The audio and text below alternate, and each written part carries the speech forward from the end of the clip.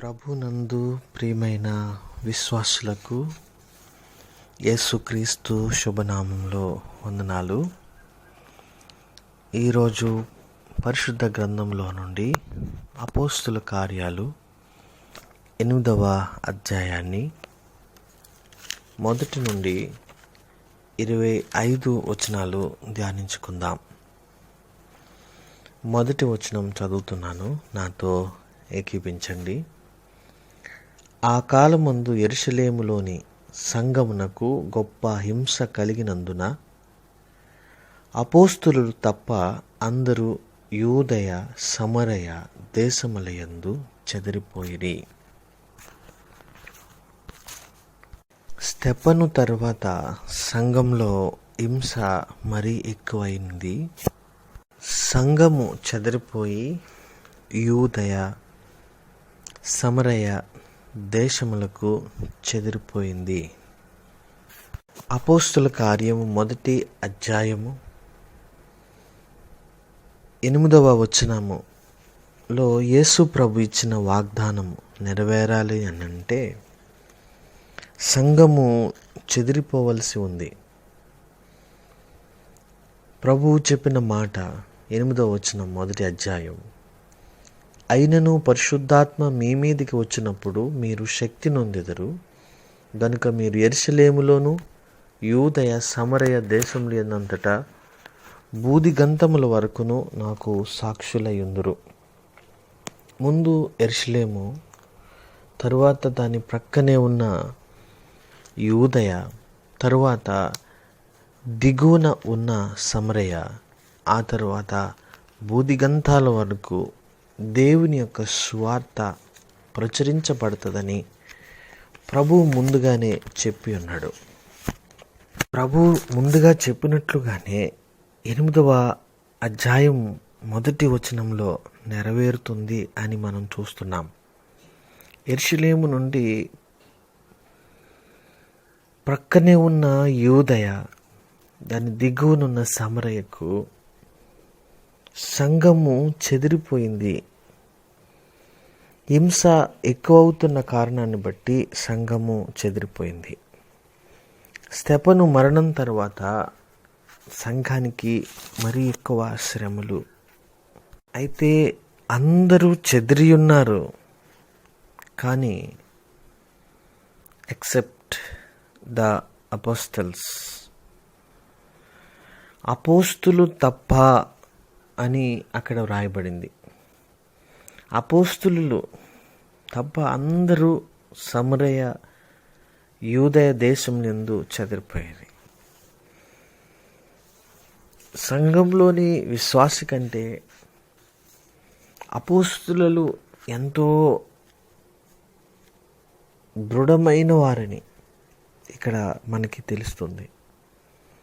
ఎన్ని హింసలు వచ్చినా కూడా,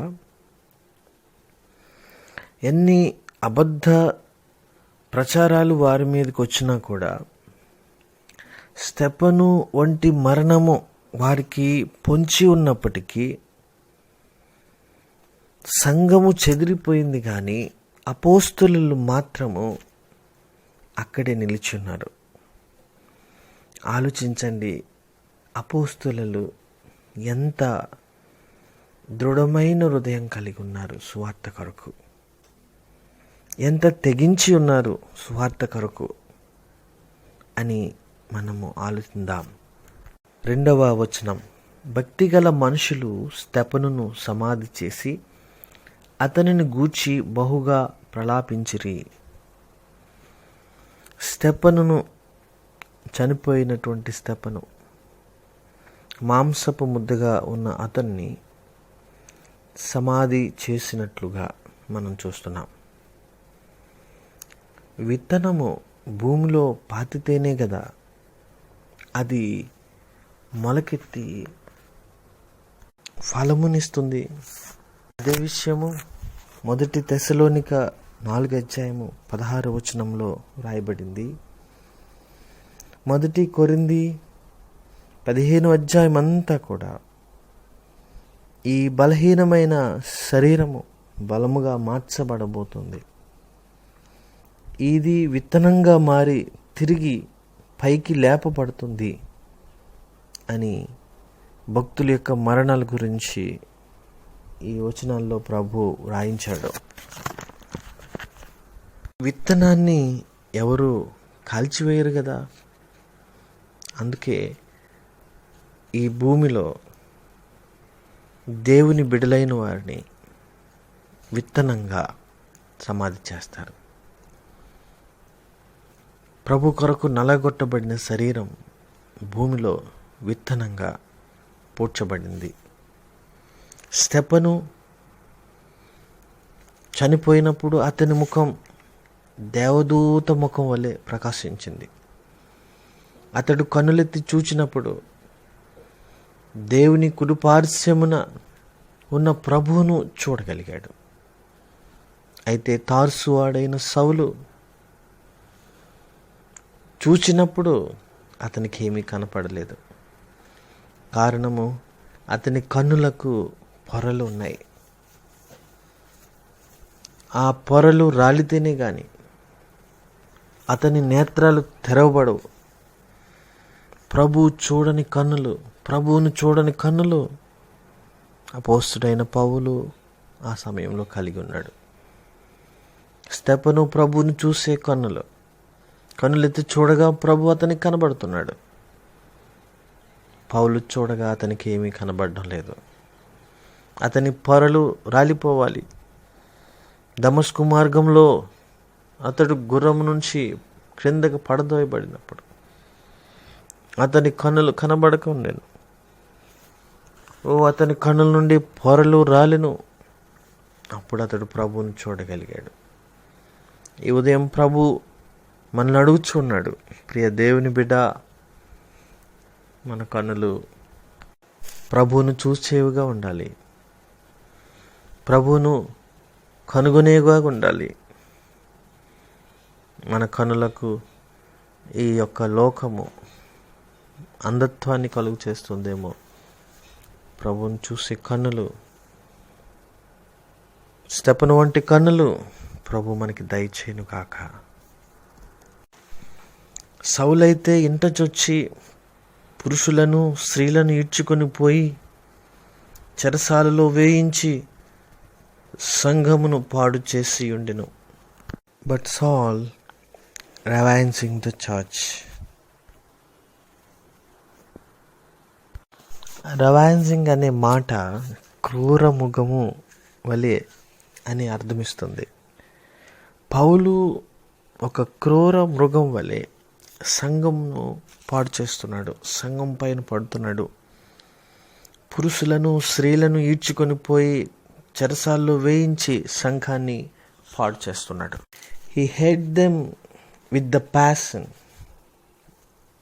but he believed actually servicing the God. గొప్ప ఆసక్తితో సౌలు సంఘాన్ని హింసిస్తున్నాడు.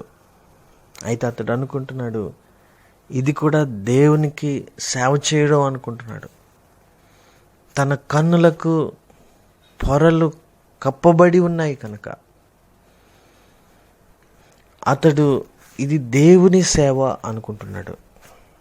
4వ వచనం, కాబట్టి చెదిరిపోయి వారు సువార్త వాక్యమును ప్రకటించుచు సంచారం చేసిరి. అప్పుడు ఫిలిప్పు సమరయ పట్టణమునకు వెళ్ళి క్రీస్తును వారికి ప్రకటించెను. ఆహా, ఎంత గొప్ప విషయం అండి ఇది. సంఘమునకు శ్రమ వచ్చినప్పుడు, సంఘము చెదరగొట్టబడినప్పుడు, సంఘము చెదిరిపోయినప్పుడు సంఘము విస్తరించుటకు పరిశుద్ధాత్మ దేవుడు తన కార్యాన్ని చేస్తూ ఉన్నాడు. కార్యంలో ప్రభు మొదటి అధ్యాయంలో ప్రభు చెప్పిన విధంగా జరగాలి కనుక మొదట యెరూషలేములో, తర్వాత యూదయ, సమరయ, భూదిగంతాల వరకు దేవుని యొక్క సువార్త ప్రకటించబడాలి కనుక సంఘము యెరూషలేము నుండి చెదరగొట్టబడింది. సంఘము యెరూషలేము నుండి చెదరగొట్టబడి యూదయ, సమరయ ప్రాంతాలకు సువార్త వేగంగా వెళ్ళిపోతుంది. కొన్నిసార్లు సంఘంకు వచ్చే శ్రమలను దేవుడు తన సువార్త వ్యాప్తి కొరకు వాడుకుంటాడని ప్రభు జ్ఞాపకం చేస్తున్నాడు. ఒకవేళ ఒక 50 సంవత్సరాలు, ఒక 30 సంవత్సరాలు సంఘమునకు ఏ శ్రమ లేని ఎడల యెరూషలేములోనే సువార్త ఉండిపోయిండునేమో. యెరూషలేము మట్టుకే సువార్త పరిమితమైపోనేమో. అయితే ప్రభు చెప్పినట్లుగా యూదయ, సమరయ, బూదిగంతముల వరకు సువార్త ప్రకటించబడాలి గనుక సంఘంలో శ్రమలను దేవుడు కలుగు చేశాడు. ఈరోజు సంఘాలకు శ్రమ వచ్చింది. సంఘాలన్నీ కూడా చెదరగొట్టబడ్డాయి. సంఘాలన్నీ కూడా మరి నడిపించబడడం లేదు. అయితే మనం ఆలోచించిన ఎడల ఈ ఖాళీ సమయము అన్యులకు, సమరయ వంటి వారికి సువార్త ప్రకటించే సమయమని ప్రభు మనకి జ్ఞాపకం చేస్తున్నాడు. సంఘము చెదరగొట్టబడింది. మన ప్రస్తుత సంఘాలు మూతవేయబడ్డాయి. అయితే ఈ ఖాళీ సమయంలో ప్రభువుని గూర్చి అన్యులకు చెప్పవలసినటువంటి సమయం ఇది. సమరయ వంటి వారు మన చుట్టూ ఉన్నారు. నిజ దేవుడు ఎరుగక భయముతో ఉన్నవారు ఉన్నారు. నిరీక్షణ లేని వారు ఉన్నారు. రక్షణ లేని వారు ఉన్నారు. వారికి నీ ప్రభువుని గురించి చెప్పే సమయము. సంఘంలో శ్రమ వచ్చింది, లోకంలో శ్రమ వచ్చింది. ఈ శ్రమల్లో దేవుని యొక్క సువార్త మరి ఆగిపోకూడదు. మరి ఎక్కువ అన్యులకు, మరి ఎక్కువ బయట వారికి దేవుని గురించి చెప్పే సమయంగా మనము దీనిని భావించాలని దేవుని సేవకుడిగా మిమ్మలను ప్రోత్సహిస్తున్నాను. ఫిలిప్పు ఒక సాధారణ విశ్వాసి అయి ఉన్నాడు. అయితే అతడు సమరయ పట్టణమునకు వెళ్ళి అన్యులకు సువార్త ప్రకటించాడు. జనసమూహములు ఫిలిప్పు చేసిన సూచక క్రియలు చూచారు. అతడు అద్భుతాలు చేసేవాడిగా, దేవుని కార్యాలు చేసేవాడిగా మనం చూస్తున్నాం. దేవుని యొక్క క్రియలు ఫిలిప్పులో ఉన్నాయి. దేవుని యొక్క శక్తి ఫిలిప్పులో ఉంది.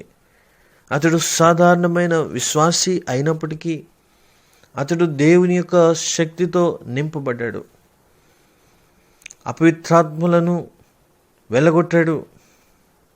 పక్షవాయుపు గలవారిని, కుంటివారిని, అనేకులను స్వస్థపరిచాడు. అతనుండగా ఆ పట్టణంలో మిగుల సంతోషము కలిగెను. శ్రమ ద్వారా చెదరగొట్టబడినవాడు, శ్రమలలో పారిపోయినవాడు ఆ పట్టణానికి సంతోషాన్ని కలుగు చేస్తున్నాడు. ఆ పట్టణానికి ఆనందాన్ని కలుగు చేస్తున్నాడు. ఈరోజు శ్రమల ద్వారా దేవుని యొక్క కార్యాలు జరుగుతాయని ఈ వచనం నెరవేరుస్తుంది. శ్రమలు వచ్చుట మంచిదే. శ్రమ అనుభవించుట ద్వారా దేవుని కార్యాలు మరి ఎక్కువ జరుగుతాయి. దేవుని అద్భుతాలు మరి ఎక్కువ జరుగుతాయి. నేడు శ్రమలను, బాధలను అనుభవిస్తున్నటువంటి మనము అనేక ఇలాంటి పరిస్థితుల్లో మనం విశ్వాసం ఉంచిన ఎట్లా దేవుడు మరి మనమున్న స్థలంలో మరి మిగిలిన సంతోషము కలుగు చేయవారిగా దేవుడు మనలను చేస్తాడు. ప్రాముఖ్యంగా 9వ వచనంలో సీమోను అనే ఒక మనుషుడు లోగడ ఆ పట్టణంలో గారడీ చేయుచున్నాడు. తానెవడో ఒక గొప్పవాడినని చెప్పుకొనుచు సమరయ జనులను విభ్రాంతి పరచుచు ఉండెను. సీమోను అనే ఒక మనుషుడు, గారడీ చేసే మనిషి. There was a man named Simon who had previously practiced magic in the city and amazed the people of Samaria. saying that he himself was somebody great.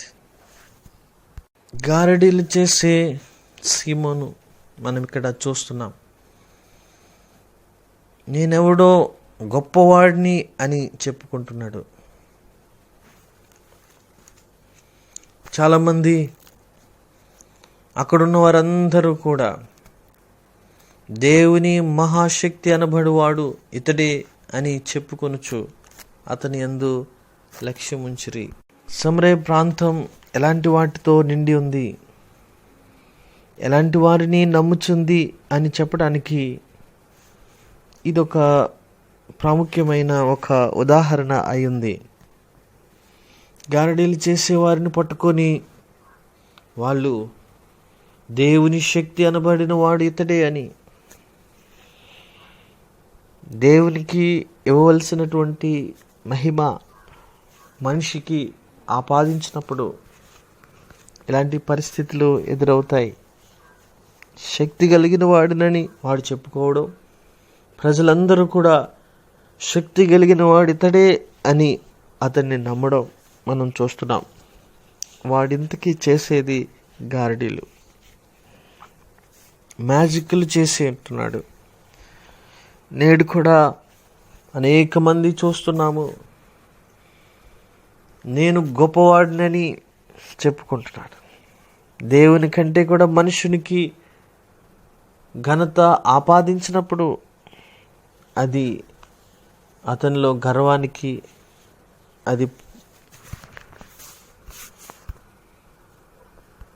అది మూలమవుతుంది.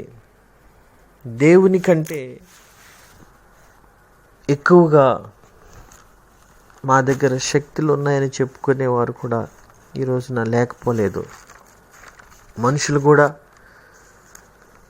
దేవుడు ఒక గొప్ప శక్తి కలిగిన వాడు అని చెప్పి దేవుని శక్తిని మనుషులకు ఆపాదిస్తున్నారు. దాని ద్వారా మరి ఎన్నో గారడీలు జరుగుతున్నాయి, ఎన్నో మరి మోసపూరితమైనవి జరుగుతున్నాయి. ఈ టైంలో కూడా మరి గారడీలు చేసేవారు ఎక్కువైపోయారు. ఈ దినాల్లో కూడా నిజముగా మరి సంఘాలు మూతపడతాయి. ఇలాంటి గొప్ప వైరస్ ద్వారా ప్రపంచం అందరూ చనిపోతారని ఏ ఒక్కరు కూడా, ఏ దైవజనుడు కూడా ఈ ప్రవచనాలు చెప్పేవారు కానీ ఎవరు కూడా ప్రవచించలేదు. మరి దేవుని పేరుతో మరి గారడీలు చేసేవారు మాత్రం ఇంకా ఇప్పుడు ఈ టైంలో పెరిగిపోతున్నారు. అయితే ఫిలిప్పు దేవుని రాజ్యమును గూర్చియు యేసుక్రీస్తు నామమును గూర్చియు సువార్త ప్రకటించుచుండగా వారతన్ని నమ్మెను. పురుషులను స్త్రీలను బాప్తీసం పొందిరి. వారితో పాటు ఈ గారడీల సీమోను కూడా ఫిలిప్పును ఎడబాయిక ఉండి ఫిలిప్పుతో ఉండి బాప్తీసం పొంది ఉన్నాడంట. సూచక్రియలు గొప్ప అద్భుతములను చూచి విభ్రాంతి నొందాడట. ఒక విషయం ఏంటంటే ఈ గారడీ సీమోను కూడా బాప్తీసం పొందాడు అని అక్కడ ఉంది. ఫిలిప్పు ద్వారా అక్కడ సమరయ పట్టణంలో సంఘము విస్తరించిందండి. ఫిలిప్పు ద్వారా సంఘము అక్కడ వ్యాప్తి అయింది. సంఘాన్ని మరి ఎక్కువ బలపరచడానికి పేతురు, యోహానులు వారి యొద్దకు వచ్చారు.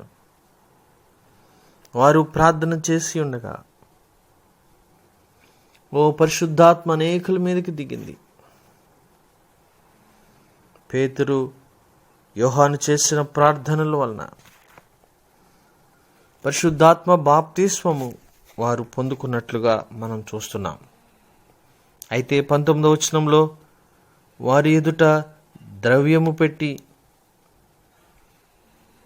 నేను ఎవని మీద చేతులుంచుదునో వాడు పరిశుద్ధాత్మ పొందినట్లు ఈ అధికారము నాకీయుడని అడిగెను.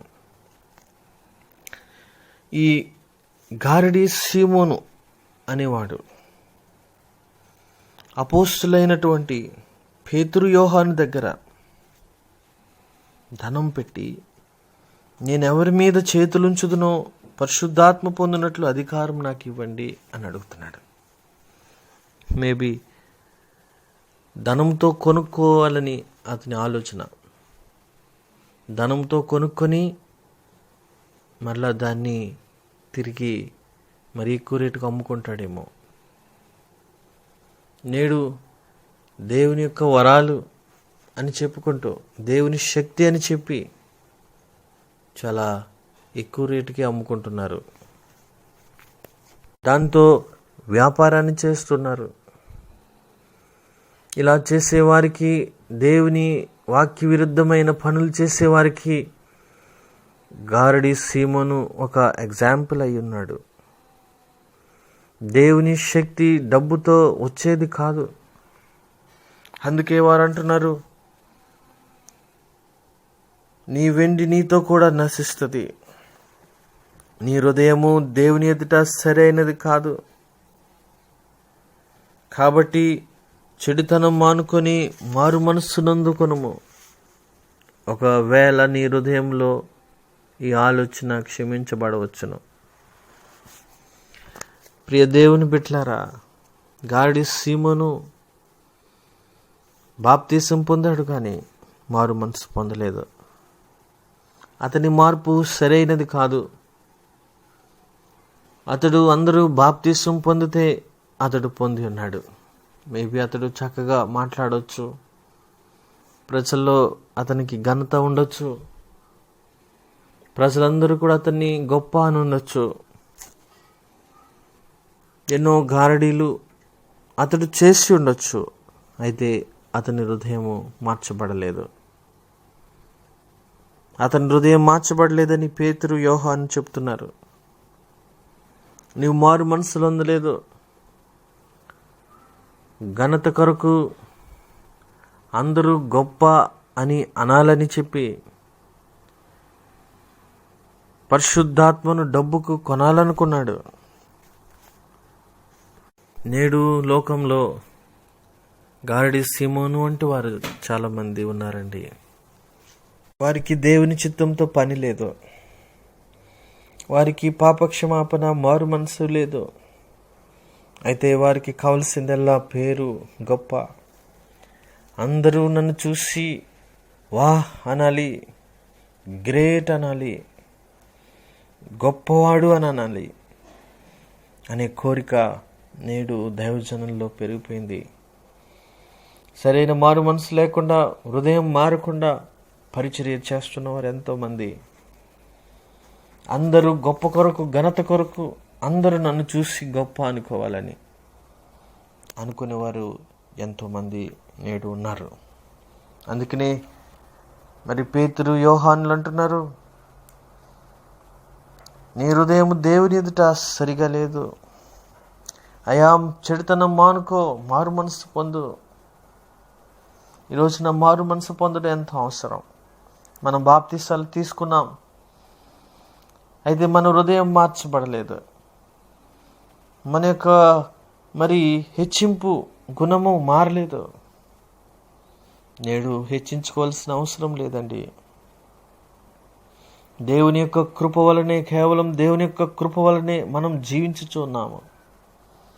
మనము గొప్ప కాదు, ప్రభువే గొప్పవాడై ఉన్నాడండి. దేవుని కృప అని మీరు మరి గుర్తుపెట్టుకోవాలని దేవుని సేవకుడిగా నేను తెలియచేస్తున్నాను. మనము కాదు హెచ్చించబడవలసింది ప్రభువే. మనకు కాదు ఘనత, ప్రభువునికే. మనము మరి దేవుని కృప వలన జీవించుచు ఉన్నాము, ఉనికి కలిగి ఉన్నాము. గారడి సీమోను తనను తాను హెచ్చించుకుంటున్నాడు. నేడు హెచ్చించుకుంటున్న అనేకులు ఈ లోకాన్ని విడిచి వెళ్ళిపోయారు. హెచ్చింపులో ఉన్న అనేకులు ఈరోజున ప్రాణము కాపాడుకొనుటకు భయపడుతూ ఉన్నారు. మానవుడు కేవలం బలహీనుడు, ప్రభు ఒక్కడే గొప్పవాడు. ముఖ్యంగా 8వ అధ్యాయం 24వ వచనం, మీరు చెప్పిన వాటిలో ఏదీ నా మీదకి రాకుండా మీరే నా కొరకు వేడుకోమని చెప్పినాం. సీమోని యొక్క మార్పు ఇక్కడ మనకి కనపడుతుంది.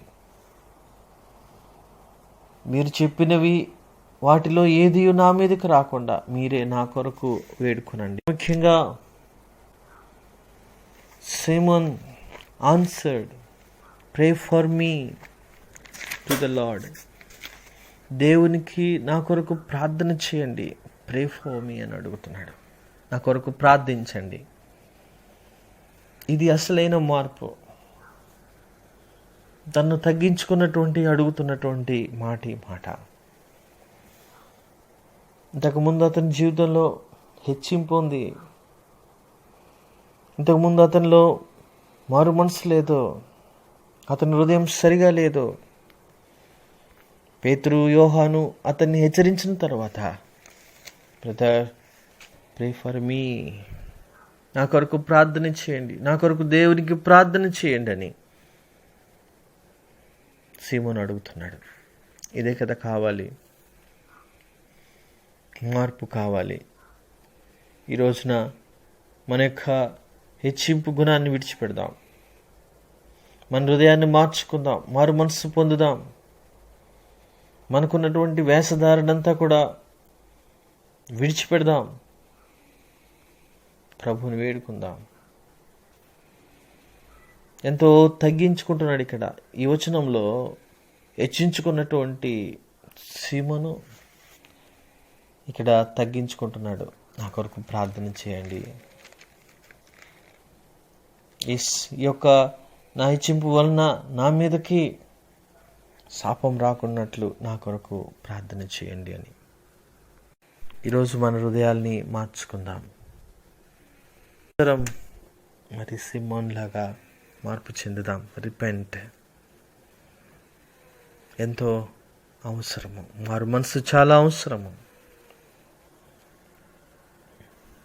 గొప్పలు చెప్పుకునే గారడి సీమోను మారిపోయాడు. బాప్తిసం పొందాడు, కానీ మార్పు లేదు. పరిశుద్ధాత్మను డబ్బుతో కొనాలి అనుకున్నాడు, అది కూడా పేరు కొరకే. అయితే పేతురు, యోహాను హెచ్చరించినప్పుడు, నీ హృదయం బాలేదని హెచ్చరించినప్పుడు, మారు మనసు నొందని హెచ్చరించినప్పుడు, సోదరులారా నా కొరకు ప్రార్థన చేయండి అని అతడు మారు మనసు పొందాడు. That is the sign of God. దేవుని సూచన అయి ఉంది. అతని జీవితము మార్చబడింది. 25వ వచనం, అంతట వారు సాక్ష్యమిచ్చుచు ప్రభువాక్యము బోధించి యెరూషలేమునకు తిరిగి వెళ్ళుచు సమరయుల అనేకుల గ్రామంలో సువార్త ప్రకటించుచు వచ్చిరి. సాక్ష్యమిచ్చుచు ప్రభువాక్యము బోధించి యెరూషలేమునకు తిరిగి వెళ్ళుచు సమరయుల అనేకుల గ్రామాలలో సువార్త ప్రకటించిరి. దేవుని యొక్క సువార్త విస్తరించుటకు శ్రమలు కారణమైనవి. ఒకవేళ యెరూషలేము చాలా సక్సెస్ఫుల్గా జరుగుతోంది. యెరూషలేములో మరి అక్కడ చాలా సంతోషం ఉంది. సర్వీసెస్ అన్నీ కూడా చాలా హ్యాపీగా జరుగుతూ ఉన్నాయి. అది చర్చ్ వాజ్ గ్రోయింగ్ టైం.